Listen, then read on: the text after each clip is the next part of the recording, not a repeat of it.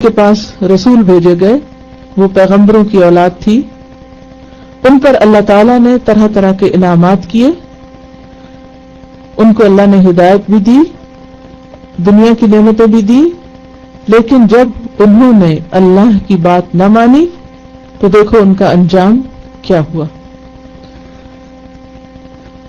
ہم سب کے لیے بہت بڑا سبق ہے۔ آیت نمبر 40 سے لے کر پارے کے اختتام سے کچھ پہلے تک مسلسل بنی اسرائیل کا ذکر ملے گا، اور اس میں سے ہر ایک آیت جو ہم پڑھیں گے اس کے اندر اپنے آپ کو تلاش کریں گے۔ بسا اوقات بہت سے لوگ جب قرآن مجید کو پڑھتے ہیں تو یہ سوچتے ہیں کہ یہ تو بنی اسرائیل کی بات ہے، یہ یہود کی بات ہے، یہ نصارہ کی بات ہے، یہ کفار کی بات ہے، یہ منافقین کی ہے، یہ فاسقین کی ہے، یہ مشرکین کی ہے، اور ہم تو ہیں مسلمان، اس لیے یہ ہمارے لیے نہیں۔ تو قرآن مجید ہمیں اس طرح پڑھنا چاہیے کہ اس کی ایک ایک آیت کا مخاطب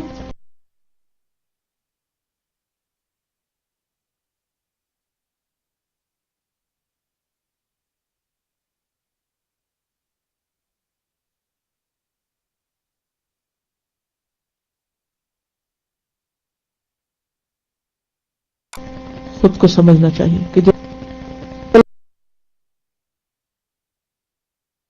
مند وہ ہوتا ہے جو دوسروں جو بنی اسرائیل نے کیا۔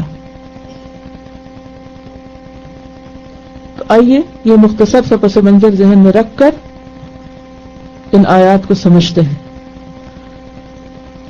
اللہ تعالیٰ فرما رہے ہیں یا بنی اسرائیل، اے اسرائیل کی اولاد، اے اسرائیل کے بچوں، یعنی یعقوب علیہ السلام ان کے بڑے باپ تھے، جیسے آدم سب کے باپ ہیں، اسی طرح اسرائیل یعقوب علیہ السلام اولاد اسرائیل کے باپ ہیں۔ جب کسی کو اس کے باپ کے نام سے پکارا جاتا ہے، ذرا سوچیے اپنے آپ کو، اگر کوئی آپ کو پکارے، مثلا اگر آپ کے باپ کا نام خالد ہے تو کوئی کہے خالد کی بیٹی، تو آپ کو کیسا لگے گا؟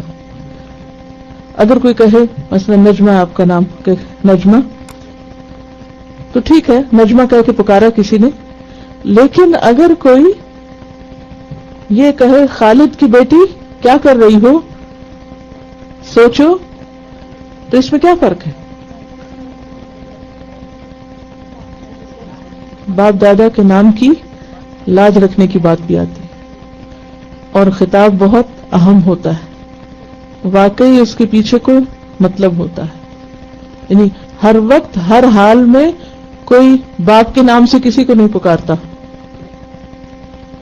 خاص موقع پر خاص نصیحت کے لیے یہ انداز اختیار کیا جاتا ہے، اور اس میں ایک پیار کا انداز بھی ہے، ایک اہمیت بھی ہے۔ آباء و اجداد کا ذکر کر کے انہیں ان کا مقام یاد دلایا جا رہا ہے۔ اے اسرائیل کے بچوں، اے اسرائیل کی اولاد،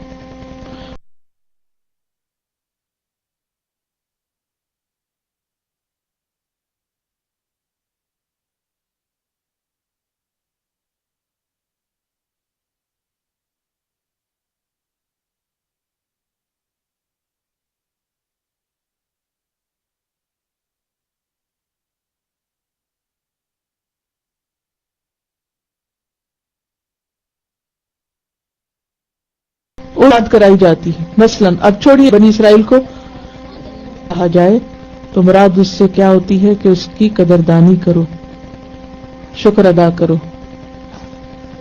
اللہ سبحانہ وتعالیٰ قرآن مجید میں جہاں بھی نعمتوں کا ذکر کرتے ہیں تو اس سے مراد کیا ہوتی ہے کہ تم پھر شکر گزار بنو، نعمت کا حق ادا کرو۔ اذکروا نعمتی، یاد کرو میری نعمتوں کو، تاکہ تم ان کی قدردانی کر سکو، اس پر شکر ادا کر سکو۔ کیا تھی وہ نعمتیں؟ کہ اللہ نے تمہارے اندر انبیاء بھیجے، تمہیں کتابیں دی، تمہیں دنیاوی خوشحالی دی، تم پر طرح طرح کے احسان کیے، تو ان احسانات کا بدلہ کس شکل میں ہونا چاہیے؟ هل جزاء الاحسان الا الاحسان، کیا احسان کا بدلہ احسان کے سوا کچھ اور ہوتا ہے؟ تو بات یہ ہے کہ بنی اسرائیل پر اللہ نے طرح طرح کے احسانات کیے جن کی تفصیل آگے آپ قرآن مجید ہی میں پڑھیں گے. ایک آدھ کا ذکر میں کر دیتی ہوں. مثلا بنی اسرائیل کو اللہ نے فرعون کے عذاب اور فرعون کی آزمائش سے نجات دی تھی، جس کا ذکر سورۃ البقرہ ہی کی آیت، سورۃ البقرہ آیت 49 میں آتا ہے. وَإِذْ نَجَّيْنَاكُمْ مِنْ آلِ فِرْعَوْنَ يَسُومُونَكُمْ سُوءَ الْعَذَابِ، اور جب ہم نے نجات دی تم کو آل فرعون سے جو تم کو بری طرح عذاب چکھاتے تھے، برا عذاب چکھاتے تھے. اسی طرح صحرائے تیہ میں ان کو اللہ نے بادلوں کا سایہ دیا، من و سلوہ کا رزق دیا. 57 میں اس کا ذکر آتا ہے وَظَلَّلْنَا عَلَيْكُمُ الْغَمَامَ وَأَنزَلْنَا عَلَيْكُمُ الْمَنَّ وَالسَّلْوَىٰ كُلُوا مِن طَيِّبَاتِ مَا رَزَقْنَاكُمْ.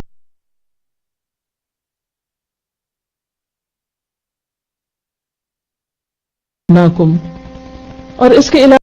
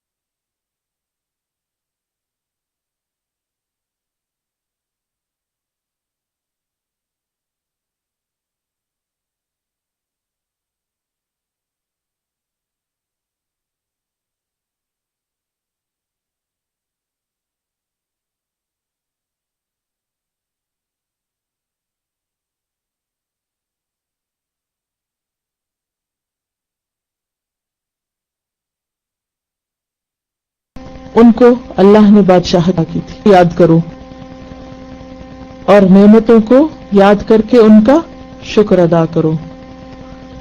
اور کیا کرو؟ وَأَوْفُوا بِعَهْدِي، مجھ سے کیے ہوئے وعدے کو پورا کرو. کون سے وعدے تھے جو بنی اسرائیل نے اپنے رب سے کیے تھے؟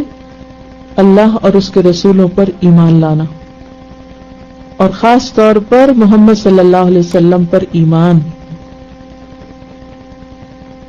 یاد رہے گئی؟ اللہ اور اس کے رسولوں پر ایمان، اور رسولوں پر ایمان میں جو تعلیمات رسولوں کی تھی ان پر ایمان، ان پر عمل، اور خصوصی طور پر محمد صلی اللہ علیہ وسلم پر ایمان جن کا ذکر ان کی کتابوں میں موجود تھا. وَأَوْفُوا بِعَهْدِي، میرا عہد پورا کرو. أُوفِ بِعَهْدِكُمْ، میں تم سے کیے ہوئے عہد کو پورا کروں گا. اللہ کا وعدہ کیا تھا جواب میں؟ کہ اگر تم وہ کرو گے جو میں تم سے چاہتا ہوں تو میں بھی تم کو وہ دوں گا جو تم چاہتے ہو مجھ سے. اس عہد اور اس کی جزا کا ذکر سورۃ المائدہ آیت 12 میں ملتا ہے. المائدہ آیت 12، اس میں خاص طور پر میثاق کا لفظ آتا ہے.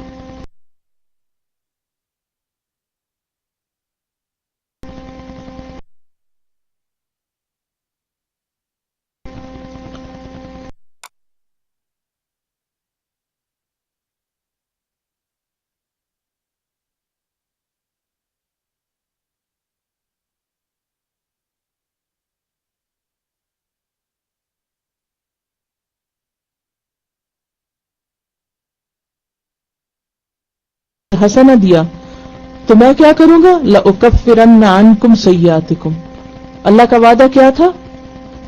میں تمہاری برائیاں تم سے دور کر دوں گا. وَلَأُدْخِلَنَّكُمْ جَنَّاتٍ، اور تمہیں جنتوں میں داخل کروں گا. تجری من تحتها الانہار، جن کے نیچے نہریں بہتی ہیں. فمن کفر بعد ذلك منکم، جس نے اس کے بعد تم میں سے کفر کیا، ناشکری کی، فقد ضل سواء السبیل، تو وہ سیدھی راہ سے بھٹک گیا. اور تیسری چیز جس کا حکم یہاں دیا جا رہا ہے وہ ہے وَإِيَّايَ فَارْهَبُونَ، اور صرف مجھی سے تم ڈرو، صرف اللہ کا ڈر تمہارے اندر ہو. تو اب آپ مجھے بتائیے کہ اس ایک آیت میں اللہ سبحانہ و تعالیٰ نے بنی اسرائیل کو کیا کیا احکامات دیے. نمبر 1، نعمتوں کو یاد رکھو. نمبر 2، عہد پورا کرو. نمبر 3، صرف اللہ سے ڈرو. ہمارے لیے کیا حکم ہے؟ ہمارے لیے کیا سبق ہے؟ نمبر 1 نعمتوں کو یاد رکھنا چاہیے، کیونکہ جب انسان نعمتیں بھولتا ہے تو ناشکرا ہو جاتا ہے۔ نعمت کو یاد رکھنا ضروری ہے، اور خاص طور پر کس نعمت کا شکر ادا کرنا چاہیے؟ ہدایت، نعمت ہدایت، دین کی نعمت۔ نمبر 2 اللہ سے کیے ہوئے وعدے پورے کرنے چاہیے، اور سب سے پہلا عہد ہم نے کون سا کیا؟ لا الہ الا اللہ کا۔ پیچھے آپ پڑھ چکے ہیں نا فاسقوں کے بارے میں، نافرمان، وہ کیا کرتے ہیں؟ الذین ینقضون عہد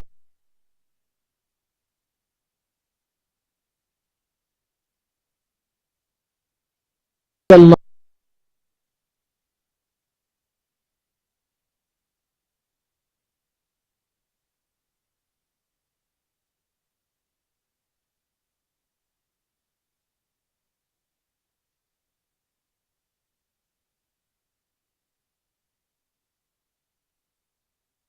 ہم سب کے لیے کیا ہے کہ ہمیں صرف اللہ سے ڈرنا چاہیے، اور اللہ کا ڈر ہی ایسی چیز ہے جو انسان کو سیدھا رکھتا ہے۔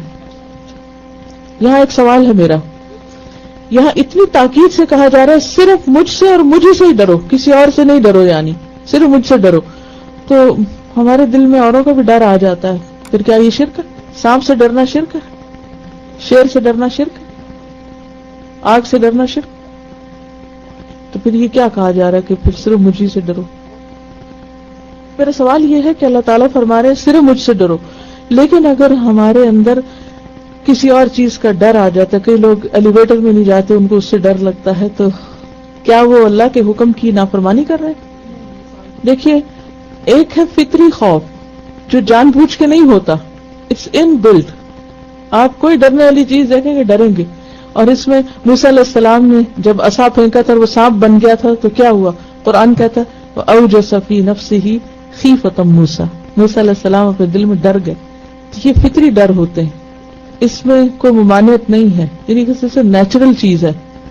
یہاں جس ڈرنے کی بات ہے وہ انسانوں سے ڈرنا، اللہ کے مقابلے میں کسی سے ڈرنا منع ہے، کہ انسانوں سے ڈر کے ان کی مرضی پر چلنے لگے انسان اور اللہ کو بھول کر اللہ کے حکم کو پیچھے چھوڑ دے، یعنی اللہ کا ڈر ہر چیز سے بڑھ کر ہو، جیسے اللہ کی محبت ہر چیز سے بڑھ کر ہونی چاہیے۔ وَإِيَّايَ فَارْهَبُونَ، لوگوں سے ڈر کے میرے حکم چھوڑ دیتے ہو؟ نہیں، مجھ سے ڈرو، یعنی میرے احکامات کی تعمیل کرو۔ تو اس سے ایک بہت اہم بات پتہ چلتی ہے کہ جس انسان کے دل میں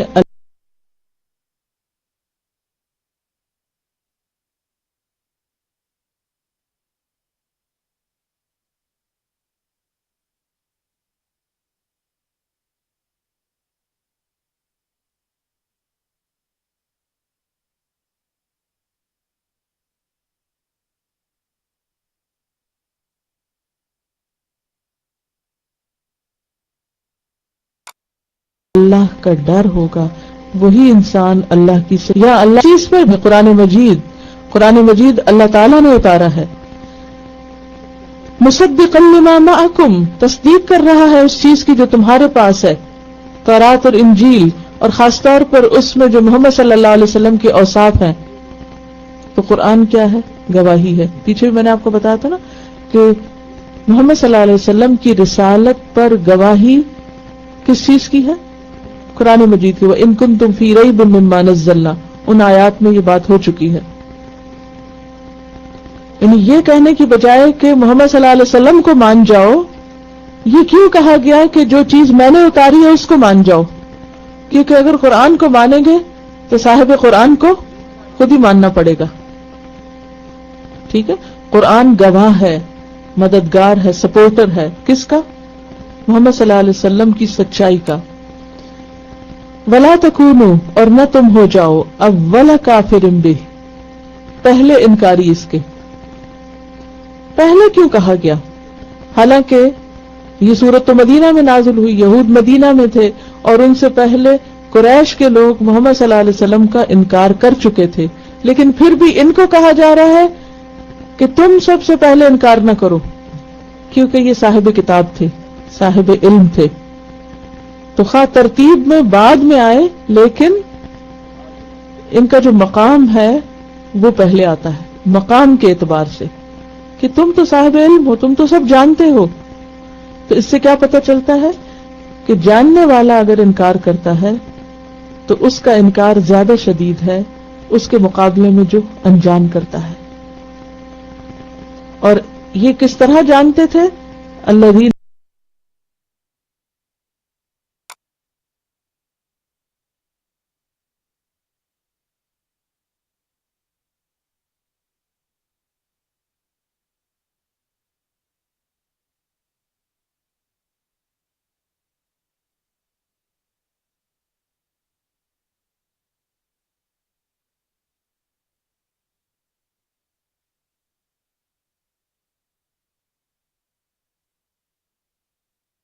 آتیناہم الکتاب یعرفونہ کما یعرفون ابناءہم. ایسی چیز کی طرف نہیں بلا رہے جو تمہارے لیے نئی ہو اور تمہیں پتہ نہ ہو اور تم جانتے نہ ہو اور تمہارے لیے نرالی ہے، عجیب ہے، یا انہونی سی کوئی بات ہے، یا بالکل کوئی اپوزٹ بات ہے.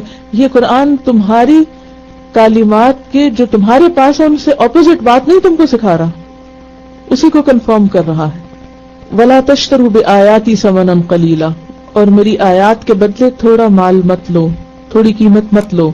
تھوڑی قیمت سے مراد یہاں کوئی نقد پیسے نہیں ہے، یعنی کوئی کرنسی نہیں ہے کہ وہ تھوڑے پیسے نہ لو زیادہ لے لو، یہ نہیں کہا جا رہا.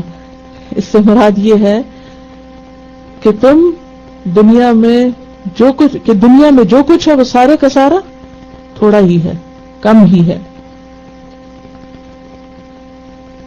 اور آیات سے مراد حق ہے یہاں، یعنی حق کو مت بیچو. کیا حق؟ محمد صلی اللہ علیہ وسلم کی جو نشانیاں ہیں تمہارے پاس ان پہ پردہ مت ڈالو. بات یہ ہے کہ نبی صلی اللہ علیہ وسلم کو چونکہ یہ پہچانتے تھے، آپ کی آمد کا انتظار کر رہے تھے، لیکن جب آپ آئے تو انہیں ڈر لگا کہ اگر ہم ان کو مان جائیں گے تو ہماری سرداری چلی جائے گی. اپنی دنیا کے مفادات اور مصلحتیں اور سرداری بچانے کے لیے انہوں نے آپ کا اور آپ کی تعلیمات کا انکار کر دیا. اس سے انہیں منع کیا جا رہا ہے. وَلَا تَشْتَرُوا بِآيَاتِي ثَمَنًا قَلِيلًا.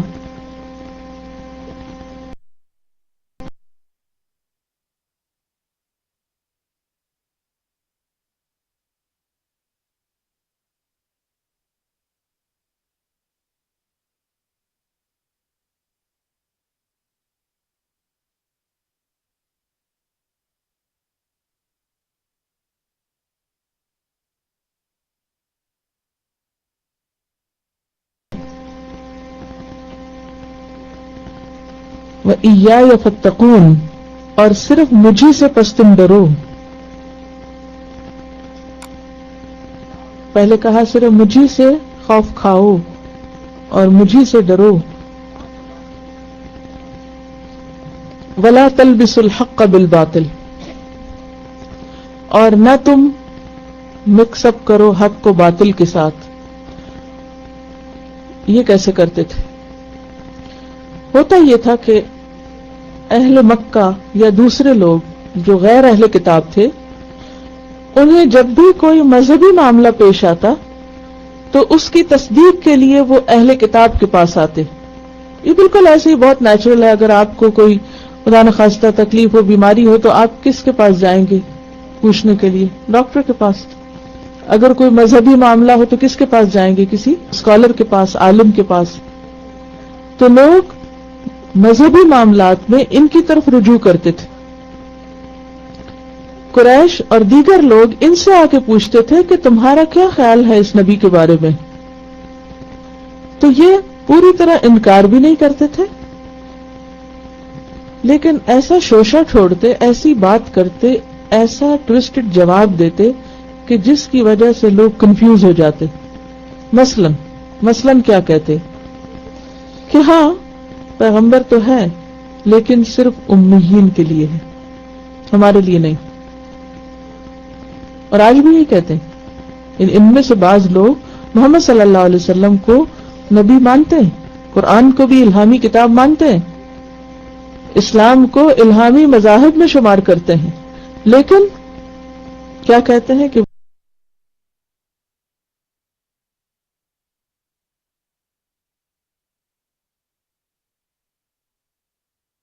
وہ صرف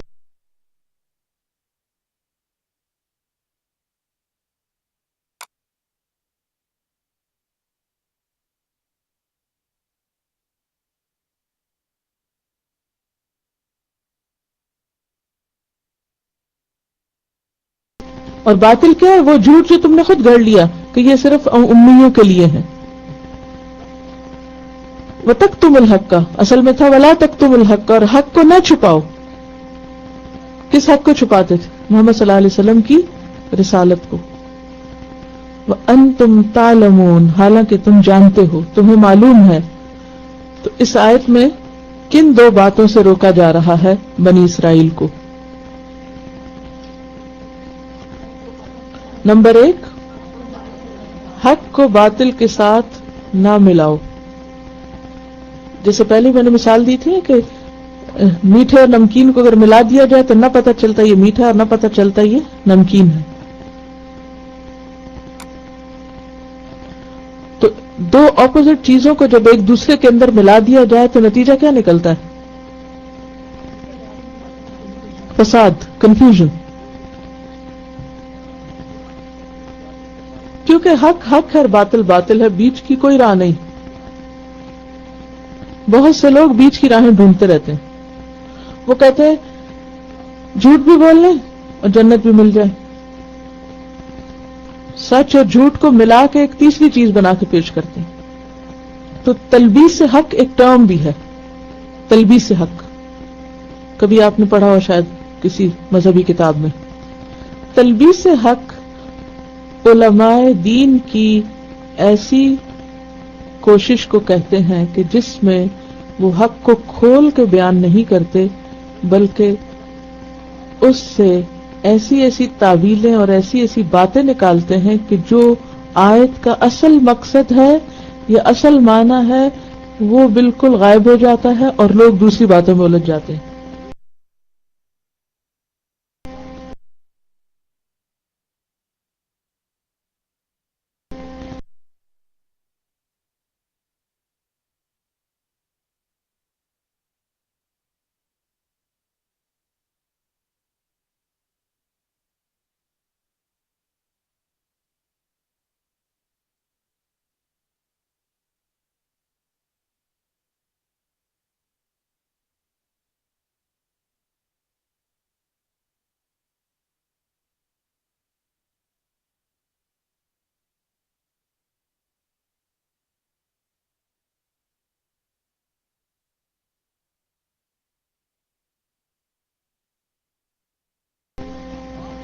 یعنی حق چھپانا دو طرح کا ہوتا ہے. ایک تو یہ کہ حق کو بیان ہی نہ کرنا جہاں ضرورت ہو. دوسرا یہ کہ اگر کوئی معلوم کرنا چاہے تو اس کو صحیح جواب نہ دینا.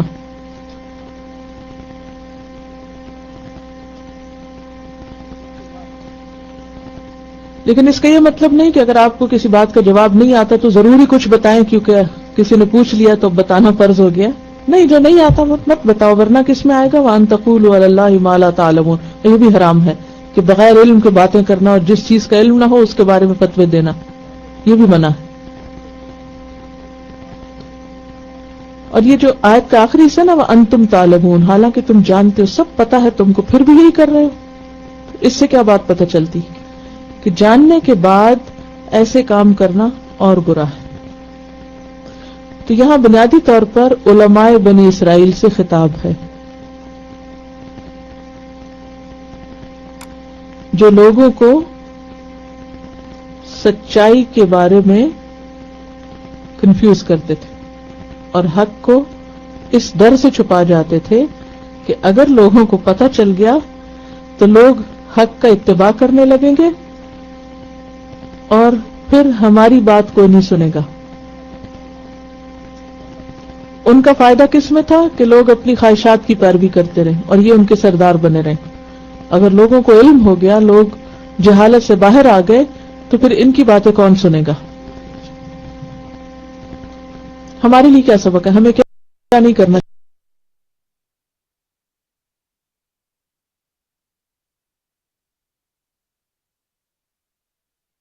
چاہیے؟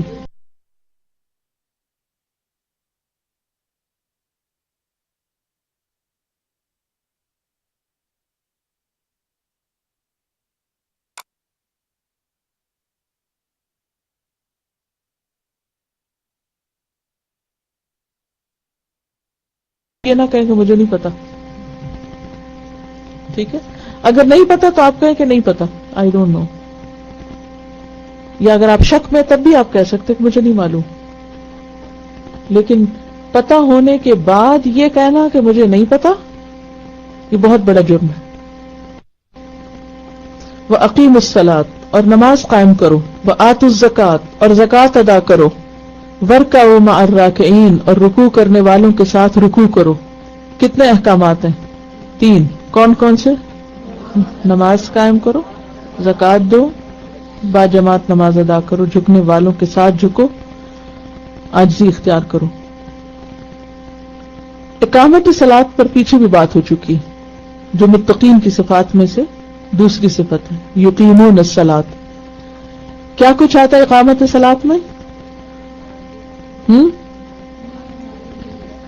سب سے پہلے طہارت، اوقات کی پابندی، پھر نماز کے جو ارکان ہیں ان کی پابندی، یعنی خود نماز کے اندر، یعنی کچھ چیزیں نماز سے پہلے جیسے طہارت اور اوقات کی پابندی، کچھ نماز کے اندر ہیں جیسے قیام، رکوع، سجدہ اور قعود یعنی تشہد. اگر آپ اس میں سے ایک چیز بھی چھوڑ دیں نماز نہیں ہوتی. تو نماز کے سے پہلے اور نماز کے اندر کے جو شرائط ہیں ان کو پورا کرنا ضروری ہے. اور اس کے علاوہ خشوع اقامت صلاۃ کا حصہ ہے. سطر وغیرہ وہ بھی، جی، لباس کا درست پہننا.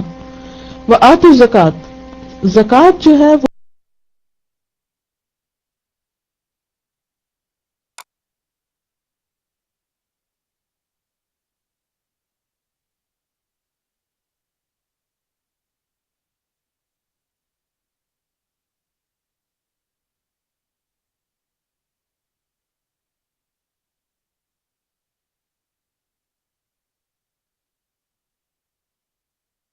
ہے 2.5% کے اعتبار سے نکالنا، اور کس کو دینا؟ مستحق کو دینا. یہ 3 چیزیں ضروری ہیں اس میں. ورکعوا اور رکوع کرو، یہاں رکوع کی فضیلت پتہ چل رہی. اور پھر مع الراکعین، رکوع کرنے والوں کے ساتھ. تو اس سے بعض علماء نے مطلب کیا لیا؟ جماعت سے نماز ادا کرنا. رکوع جو ہے وہ اللہ کے سامنے جھکنا ہے، اپنی عاجزی کا اظہار کرنا ہے. جہاں تک جماعت کی نماز ہے تو یہ مردوں کے لیے واجب ہے، عورتوں کے لیے نہیں. عورتوں کے لیے افضل ہے گھر میں نماز، اگرچہ مسجد جانے سے روکا نہیں گیا. مردوں کے لیے مسجد میں اور جماعت سے نماز ادا کرنے، اگر گھر میں بھی ہوں، جیسے باپ ہے، بیٹے ہیں، تو بجائے اس کے کہ ہر ایک اپنے اپنے کمرے میں جب جی چاہے نماز پڑھ لے، جیسے فجر کی ہے، عشاء کی، تو اس میں اگر مسجد نہ ہو کسی بستی میں، یا اتنی دور ہو کہ پہنچنا مشکل ہو، تو اس صورت میں اگر گھر میں بھی ادا کر رہے ہیں تو الگ الگ کی بجائے جماعت سے پڑھنا ضروری ہے. صحیح مسلم میں ایک روایت ہے سیدنا ابو ہریرہ سے کہ ایک نابینا صحابی نے حضرت صلی اللہ علیہ وسلم کی خدمت میں حاضر ہو کر عرض کیا کہ میرے ساتھ کوئی ایسا آدمی نہیں جو مجھے مسجد تک لے جائے، اس لیے اگر آپ اجازت دیں تو میں نماز گھر پڑھ لیا کروں.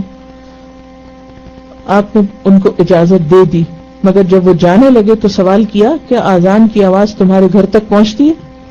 انہوں نے عرض کی کہ اذان کی آواز تو میں سنتا ہوں. آپ نے فرمایا پھر تمہیں مسجد آنا چاہیے.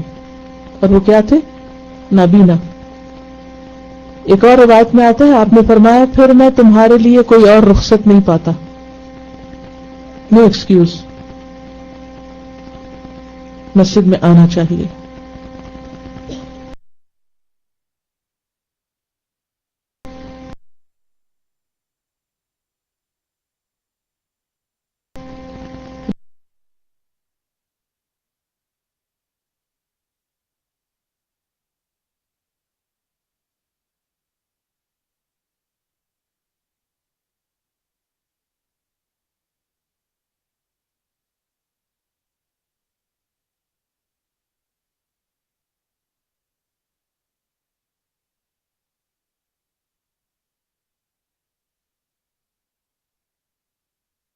رسول اللہ صلی اللہ علیہ وسلم نے پر جنگل میں ہو، پھر وہ جماعت سے رہا چکے تھے. آپ صلی اللہ علیہ وسلم نے صحابہ سے کہا کہ تم میں سے کون ہے جو اس شخص کے ساتھ تجارت کرے اور اس کے ساتھ نماز پڑھے. تو ایک شخص کھڑا ہوا اور اس نے اس کے ساتھ جماعت سے نماز پڑھی. تو اس سے کیا پتہ چلتا ہے کہ مسجد میں بھی اگر گئے اور کوئی شخص نماز پڑھ بھی چکا ہے تو پھر بھی کسی سے کہا جا سکتا ہے کہ آؤ میرے ساتھ دوبارہ پڑھ لو، تو دوبارہ پڑھی ہوئی اس کے لیے کیا ہوگی؟ نفل ہوگی، اور اس کا صدقہ ہوگا اس شخص پر. تو اس سے پتہ چلتا ہے کہ کتنا ضروری ہے اکٹھے نماز پڑھنا. مسلم کی حدیث میں آتا ہے، ابن مسعود فرماتے ہیں کہ ہم میں سے کوئی بھی جماعت کے پیچھے نہیں رہتا تھا سوائے منافق اور بیمار کے. یعنی منافق جماعت میں شریک نہیں ہوتے تھے یا بیمار، باقی کوئی اور پیچھے نہیں رہتا تھا. اور اکیلی نماز کے مقابلے میں جماعت سے نماز 27 درجے زیادہ افضل ہے. تو اقیم الصلاۃ میں جو شروط ہیں اس میں خاص طور پر مردوں کے لیے جماعت کی نماز، برکعوا مع الراکعین. اتأمرون الناس بالبر، اچھا یہ بنی اسرائیل کے لیے حکم تھا، تو ہمارے لیے بھی کیا حکم ہے؟ بالکل واضح ہے، اقامت الصلاۃ، ایتاء زکوٰۃ، اور مردوں کے لیے جماعت، اور خصوصی طور پر عاجزی کا اظہار. کیونکہ جب کوئی شخص نمازی پرہیزگار ہو جاتا ہے نا اور زکوٰۃ وغیرہ دینے لگتا ہے، صدقہ خیر، تو پھر عموماً کیا ہوتا ہے، کیا ختم ہو جاتا ہے اس سے؟ عاجزی. تو اس لیے صلاۃ اور زکوٰۃ کا ذکر کر کے خاص طور پر پھر عاجزی اختیار کرنے کے لیے کہا جا رہا ہے. اگلی آیت 44. اتأمرون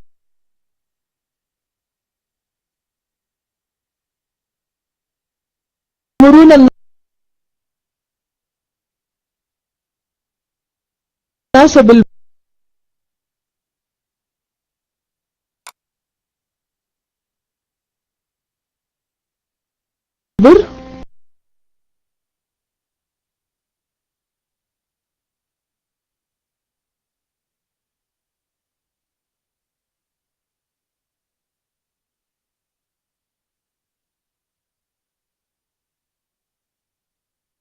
کیا تم لوگوں کو نیکی حکم دیتے ہو؟ تو جب انسان کتاب پڑھتا ہے تو سب سے پہلے اس کے پڑھنے کی آواز کہاں جانی چاہیے؟ اس کے اپنے کانوں اور اپنے دل میں. تلاوت صرف کسی کو سنانے کے لیے نہیں ہوتی، تلاوت خود سمجھنے کے لیے بھی ہوتی. پھر فرمایا افلا تعقلون، کیا تم عقل سے کام نہیں لیتے؟ یہ بات شریعت میں تو ناپسند ہے ہی، عقل بھی ناپسند کرتی ہے اس بات کو. کیا ناپسندیدہ عقل میں؟ عقل کے لیے کیا ناپسندیدہ ہے؟ دوسروں کو نصیحت کرنا اور خود اس پر عمل نہ کرنا. یعنی یہ عقل بھی اس کا انکار کرتی ہے کہ یہ غلط کام ہے، یہ ٹھیک نہیں ہے. انسان کا ضمیر بھی انسان کو ملامت کرتا ہے کہ دوسروں کو نصیحت، خود میاں فضیحت، اثر بھی نہیں ہوتا نصیحت کا. حدیث میں آتا ہے ابدأ بنفسک، مسلم کی حدیث، ابدأ بنفسک، اپنے نفس سے آغاز کرو، فتصدق علیہا، پہلے اس پہ صدقہ کرو. سب سے پہلا صدقہ انسان کا کہاں ہونا چاہیے؟ اپنی ذات پر. فإن فضل، اور اگر بچ جائے، شیئن کوئی چیز، فلأہلک، تو اپنے گھر والوں پر. یہ ترتیب ہے، پہلے خود پر، پھر گھر والے، پھر باہر. اس کے بارے میں ایک واقعہ بھی ملتا ہے. ایک بچہ نبی صلی اللہ علیہ وسلم کی خدمت میں تھا اور وہ بچہ یہودی تھا، آپ کا خادم تھا. تو وہ بیمار ہو گیا، قریب تھا کہ مر جائے. نبی صلی اللہ علیہ وسلم نے اس کو اسلام کی دعوت دی کہ مسلمان ہو جاؤ.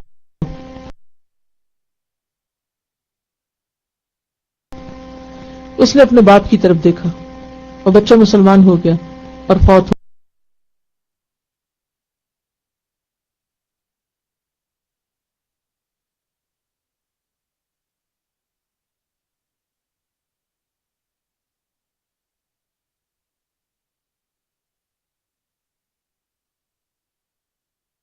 ہو گیا. آپ صلی اللہ علیہ وسلم نے فرمایا الحمدللہ مسلمان نہیں ہوا. اور ایسے باپ بہت سے ہوتے ہیں جو اولاد کو تو کہتے ہیں نماز پڑھو لیکن خود نہیں پڑھتے. بہت سے لوگ کہتے ہیں کہ بچوں کی تربیت کیسے کریں، بچوں کی تربیت کا بہترین نسخہ یہ ہے کہ جو کام آپ ان کو کہیں وہ آپ خود کر کے دکھائیں. اگر کوئی کام آپ خود نہیں کرتے اور صرف بچوں کو کہتے ہیں تو وہ تو بچے وہ کیسے کریں گے؟ ان کو تو رول ماڈل چاہیے. آج ہمارے بچوں کی اصلاح کیوں نہیں ہوتی؟ کیونکہ ان کے سامنے رول ماڈلز نہیں ہیں. وہ سچ کیوں نہیں بولتے؟ کیونکہ سچ بولنے والے نہیں ہیں. وہ نیکی کا کام کیوں نہیں کرتے؟ کیونکہ ان کے سامنے عملی مثالیں نہیں ہیں. تو عملی مثالیں قائم کرنے کی ضرورت ہے. تو اس میں بنی اسرائیل کو ڈانٹ پلائی جا رہی اور ان کے علماء کو خاص طور پر کہ اوروں کو واعظ کرتے ہو خود عمل نہیں کرتے ہو حالانکہ تم کتاب پڑھتے ہو. ہمارے لیے کیا سبق ہے اس میں؟ کیا نصیحت ہے؟ کسی کو نصیحت کرنے سے پہلے خود عمل کی ضرورت ہے. حدیث میں آتا ہے، حضرت انس سے روایت ہے، آپ نے فرمایا شب معراج میرا گزر کچھ لوگوں پر ہوا جن کے ہونٹ اور زبانیں آگ کی کینچیوں سے کتری جا رہی تھی، کاٹی جا رہی تھی. ہونٹ اور زبانیں. میں نے جبریل سے پوچھا یہ کون لوگ ہیں؟ جبریل نے بتایا یہ آپ کی امت کے واعظ اور خطیب ہیں جو لوگوں کو نیکی کا حکم دیتے تھے اور اپنی خبر نہیں لیتے تھے.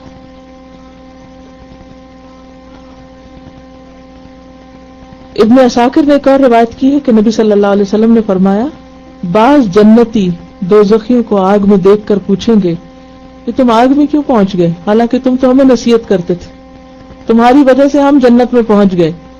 وہ کہیں گے ہم زبان سے کہتے تھے مگر عمل نہیں کرتے تھے.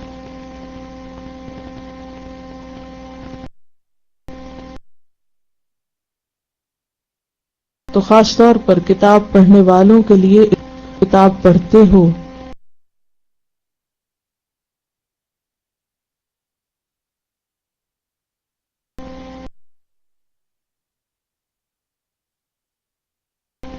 افلا تعقلون.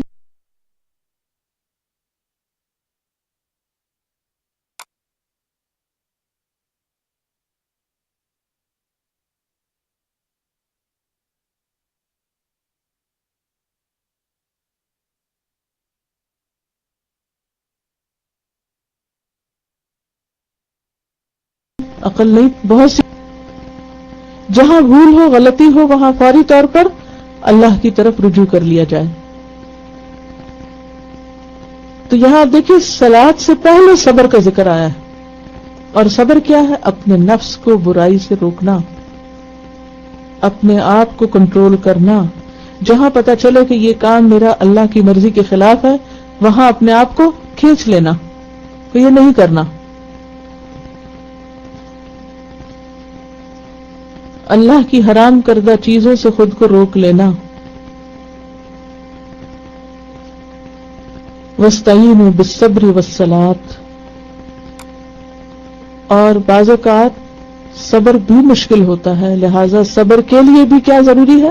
اللہ کی مدد، کہ اللہ مجھے صبر دے. حدیث میں آتا ہے مَن يَتَصَبَّرْ يُصَبِّرُهُ اللَّهُ، جو صبر کرنا چاہے گا اللہ اس کو صبر دے دے گا. اور اس کے لیے خصوصی طور پر نماز، جیسے آپ کی جو پہلے پڑھا تھا تو آپ بہنوں نے صبر کا طریقہ بتایا تھا کہ اس کے لیے غم اور خوف سے نکلنے کے لیے اللہ کی طرف رجوع. نبی صلی اللہ علیہ وسلم کا یہی طریقہ تھا، جب کوئی مشکل پیش آتی فوراً نماز کے لیے دوڑتے. کیونکہ نماز میں آپ دیکھیے ہم قرآن بھی پڑھتے ہیں، ذکر بھی ہوتا ہے، تھوڑی سی ایکسرسائز بھی ہو جاتی ہے، سجدہ رکوع وغیرہ بھی. لیکن یہ اتنا آسان نہیں. بہت سے لوگ ہاتھ پہ ہاتھ دھر کے بیٹھے رہتے ہیں، نہ اٹھتے ہیں، نہ وضو کرتے ہیں، نہ نماز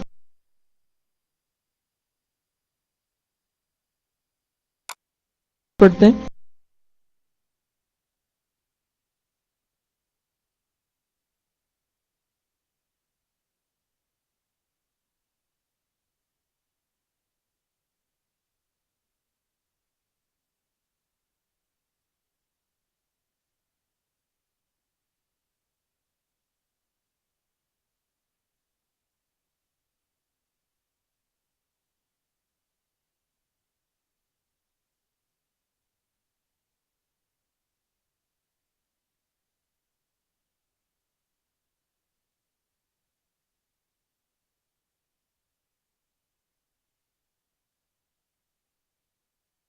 تو اس کا بھی بتا دیا وہ انہا لکبیرۃ الا علی کو اس کا پاؤں کاٹ لیا جائے.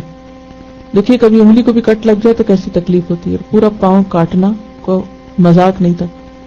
کہنے لگے ٹھیک ہے ایسا کرو کہ نماز کے وقت آنا, جب میں نماز پڑھوں گا تو میرا پاؤں کاٹ لینا. کیونکہ ان کا اللہ سے ایسا شدید تعلق تھا کہ جب وہ اللہ کے دربار میں حاضر ہوتے تو ہر دوسری چیز کو بھول جاتے. اتنا انہماک اور اتنی توجہ ہوتی ان کی, اتنا شوق ہوتا. آج ہمارے اندر یہ کیفیت کیوں نہیں؟ کیونکہ ہمارا دل اور چیزوں میں اٹکا ہوا ہے. جب دل اور چیزوں میں اٹکا ہوتا ہے تو پھر نماز میں اسی اعتبار سے کم ہو جاتا ہے. اتنا کچھ بھرا ہوا ہے دماغوں میں کہ جب مصلی پہ کھڑے ہوتے تو ان خیالات سے جان چھوٹتی نہیں. اگر ہم واقعی چاہتے ہیں کہ نماز میں خشوع ہو تو ضروری ہے کہ ہم پہلے دل کو اللہ کی طرف لے جائیں. نماز ایک آئینہ ہے, دن میں 5 دفعہ ہمیں شکل دکھاتی ہے کہ تمہارے اللہ سے محبت کا عالم یہ. انسان کی زندگی اللہ کی مرضی کے مطابق ہو نہیں سکتی جب تک اس کی نماز درست نہیں ہوتی. نماز ایک ٹیسٹ ہے, ایک بیرومیٹر ہے. جیسے آپ کو اپنا ٹیمپریچر لینے کے لیے تھرمومیٹر استعمال کرتے ہیں نا, تو ایسے ہی ہم کیسے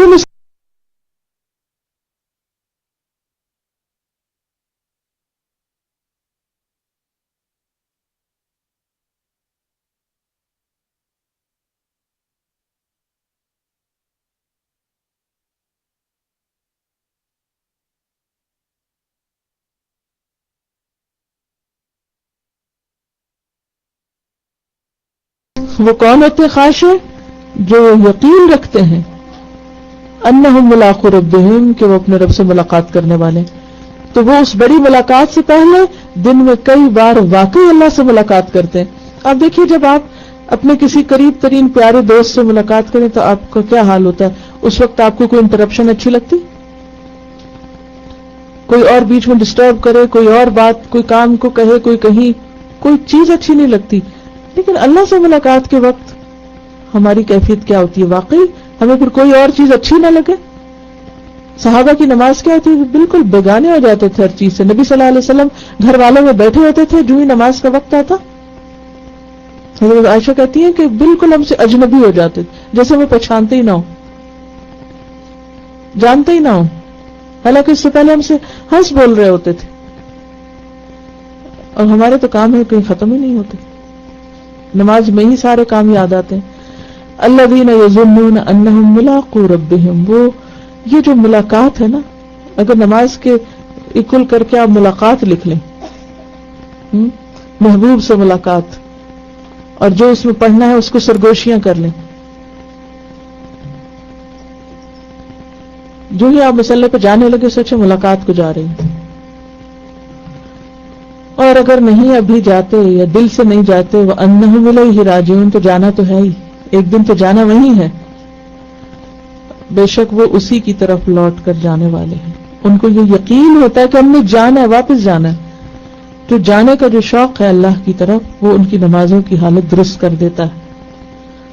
اور سورۃ الانشقاق میں بھی آتا ہے نا, یا ایھا الانسان انک کادح الی ربک کدحا فملاقیہ, اے انسان تو کشاں کشاں رب کی طرف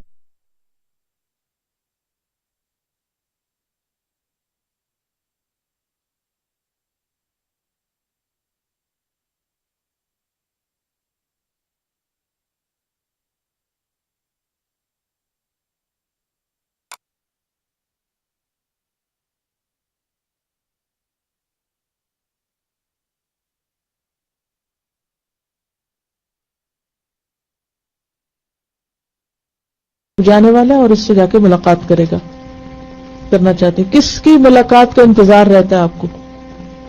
جو بھی کوئی ہو, اس ایکسپیرئنس کو نماز کے لیے استعمال کریں.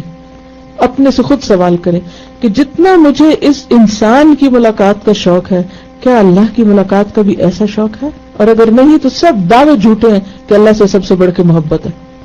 کوئی محبت نہیں. اگر اللہ سے واقعی محبت ہو تو پھر نماز کا انتظار رہے, اور آخر میں پھر کہا یا بنی اسرائیل، اے بنی اسرائیل اذکروا نعمتی التی انعمت علیکم، یاد کرو میرے احسانات جو میں نے تم پر احسان کیے تھے، وانی فضلتکم علی العالمین، میں نے تمہیں سب جہان والوں پہ فضیلت دی، ترجیح دی، اور تم میرے ساتھ کیا کرو اور میرے رسول کے ساتھ، اس کو ہم اپنے اوپر کیسے لے سکتے ہیں؟ کتنی نعمتیں اور احسان ہے اللہ کے ہم پر، اور اس نے ہمیں چن لیا اپنے دین کے لیے، اپنی کتاب کے لیے، اور ہم ہیں کہ اس کو اہمیت اور ترجیح دینے کی بجائے انسانوں کو اہمیت اور ترجیح دیتے ہیں۔ کتنی کنٹرڈکشن ہے ہماری زندگی میں۔ اللہ نے کیا فرمایا؟ فضلتکم، میں نے تمہیں چن لیا ہے۔ کیا ہم نے بھی اپنی زندگی میں اپنی خوشی سے اللہ کو چنا، اللہ کو ترجیح دیتے؟ یا فضلتکم جو ہے نا، یہ ترجیح دینا ہے، پریفر کرنا۔ اگر اس نے ہمیں دوسروں پر پریفرنس دی تو کیا ہم نے بھی اس کو باقی سب پہ پریفرنس دی؟ یہ سوال ہے ہم سب کا اپنے آپ سے۔ اور اگر نہیں دی تو سوچو، واتقوا، ڈرو، ڈرو یومن، اس دن سے، یعنی قیامت کے دن سے، لا تجزی نفس عن نفس شیئا، جب کوئی کسی کے کام نہ آئے گا۔ ہم اللہ کو اہمیت کیوں نہیں دے سکتے؟ انسانوں کی وجہ سے۔ ہمارے دلوں میں انسان بستے ہیں، بس وہ اللہ کی یاد کو پیچھے کر دیتے ہیں، ان کی یاد حاوی ہو جاتی ہے۔ لیکن یاد رکھیں ہم سب کہ یہ انسان قیامت کے دن ہمارے کام نہ آئیں گے، اللہ کے عذاب سے نہ بچا سکیں گے۔ ولا يقبل منها شفاعة، نہ ہی کوئی سفارش قبول کی جائے گی۔ ہمارے پیارے اگر آگے آ کے ہمیں چھڑانے کے لیے رونا دھونا بھی کرے تو ان کی نہیں سنی جائے گی۔ ولا يؤخذ منها عدل، اور اگر کوئی معاوضہ دینا چاہے ہمارے گناہوں کے برابر، وہ بھی نہیں لیا جائے گا۔ ولا هم ينصرون، کوئی مدد دینا چاہے اوروں کو ملا کے کوئی لے آئے، کوئی فوج لے آئے کہ ہمیں چھڑا سکے، وہ بھی کام نہیں آئے گی۔ یہ سبق ہے بنی اسرائیل کے لیے، اور اس سے زیادہ ہم سب کے لیے بھی۔ ہم سب کو بھی ضرورت ہے کس چیز کی؟ آخرت کے دن سے ڈرنے کی، یہ سبق یاد رکھنے کی کہ کوئی انسان کام نہیں آئے گا، نہ اولاد، نہ شوہر، نہ دوست، نہ کوئی اور، کوئی کام نہیں آئے گا، کوئی نہیں بچائے گا، نہ کسی کی سفارش، نہ ہی کوئی فدیہ، معاوضہ، بدلہ۔ ہر انسان کو وہی ملے گا جو اس نے کیا ہوگا۔ کل نفس بما کسبت رہین، ہر ایک اپنے کیے کی پکڑ میں ہوگا۔ نبی صلی اللہ علیہ وسلم نے اپنی پھپھی سے کہا تھا، یا صفیہ عمت رسول اللہ صلی اللہ علیہ وسلم، لا اغنی عنک من اللہ شیئا، یا فاطمہ بنت رسول اللہ صلی اللہ علیہ وسلم، لا اغنی عنک من اللہ شیئا، اے صفیہ پھپھی اور اے فاطمہ بیٹی، میں اللہ کے ہاں تمہارے کام نہیں آؤں گا، تمہیں نہیں بچاؤں گا، اپنے لیے خود کچھ کرو، دنیا میں جو مجھ سے مانگتے ہو مانگ لو، لے لو، وہاں نہیں کام آؤں گا۔ تو جب ہم سب کا انجام اور واپسی اس طرف ہے تو پھر ہمیں ہر چیز سے بڑھ کر اس کی فکر کرنے کی ضرورت ہے۔ وآخر دعوانا ان الحمد للہ رب العالمین۔ سبحانک اللہم وبحمدک، نشہد ان لا الہ الا انت، نستغفرک ونتوب الیک۔ السلام علیکم ورحمۃ اللہ وبرکاتہ۔ أذكار الصباح، أذكار الصباح. الله أكبر، الله أكبر، لا إله إلا الله، والله أكبر، الله أكبر ولله الحمد.